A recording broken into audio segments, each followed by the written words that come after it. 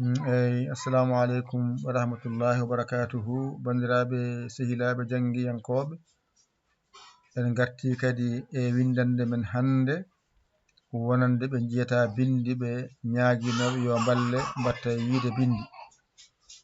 En jangguino ɓa no masirte, en jangguino ɓi no masirte.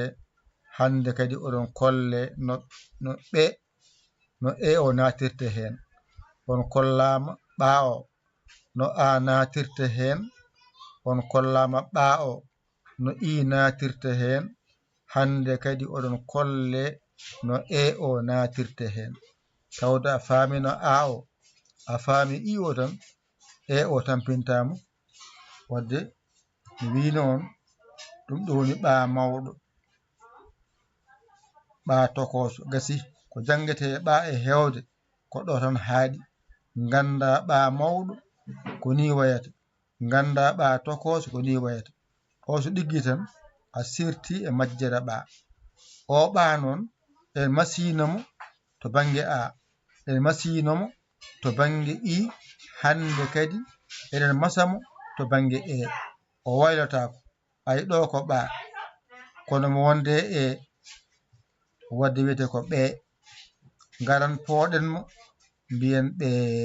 Gasi ɗo ko eb, garen pooɗen mbiyen eb. Gasi ɗo ko ɓeb, fooɗani garen pooɗen mbiyen ɓeeb. Ɗo woni ko jangete e masgal e to banggue ɓa ɗo haaɗi. Sa andi tan ɓa, a andi ɓe, a andi ɓee, a andi eb, a andi eb, a andi ɓeb, a andi ɓeeb, a gayni masgal ngal ɗo. To ɓa masira e ɗo ko heewi ko fof ko ɗo haaɗi. Wadde a tonganama ɗum ɗo, ɓalli mama, ƴetta kuɗol ma, binda ɓe, janga mbawa, binda ɓee.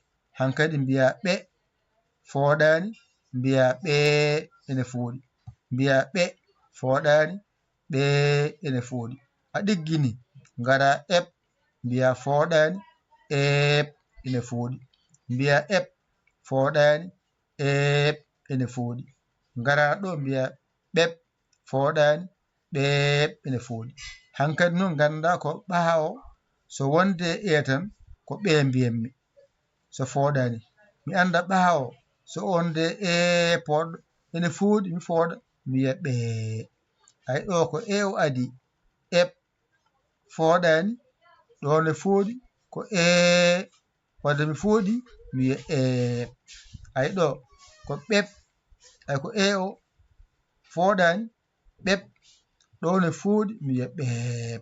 Gasi wadde mi anda ɗo woni ɓa mawɗo waylaki, ɗo ko ɓa tokoso waylaki, ko ga wayloto. Ɗo wonti joni ɓe, natti wonde ɓa, natti wonde ɓi, wonti ɓe, saabu teskere ko e naati hen. Wadde mbiyen ɓe, ɓee, eb, eb, ɓeb, ɓeeb. Ɗo ko ɓe fooɗani, ɗo ko ɓee fooɗi, ɗo ko eb fooɗani, ɗo ko eb fooɗi, ɗo ko ɓeb fooɗani, ɗo ko ɓeeb fooɗani. Ay fooɗi.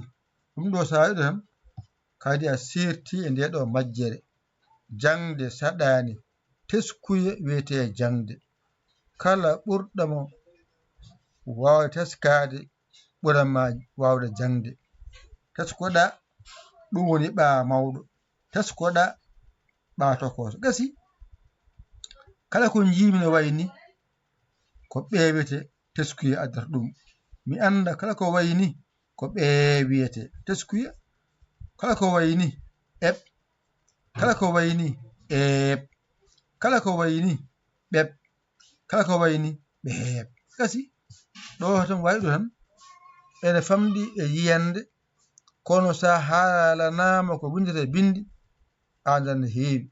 Kono mo anda anda, ɗum janggama janggitama, an haajuma ala e on, janggu an mbawa. Ɓen janggi mbawi jokki haajumen, anne tesko jangde ma ko jangata ko tongo hen a wawa. janngu mbawa jenta e wawɓe a wawa janngu mbawa jenta e wawɓe a wino a wawa ya walla yara jam jam wadde yara jam jam ƴettu kuɗol ma e karne ma binda hen ɓa mawɗo ɓa tokoso binda ɓe binda ɓe binda eb binda eeb binda ɓeb binda ɓeeb so ɗiggi tan a sirti e majjere ɓe a sirti e majjere ɓe a sirti e majjere eb a sirti e majjere eeb a sirti e majjere ɓeb a sirti e majjere ɓeeb an mo jeeyano ko hen jiɗɗo jeeyede hen o jahata ko YouTube binda Dental Dina TV jiyaga mbaɗa abonné naata hen jiya ko ɓenni ko gara noon jenta e jinggoɓe 77 906 14 81 mbaɗa hen ballal ma fodde ko mbawɗa to wona on jarama tan jokke golle min beltima tan karan ɗon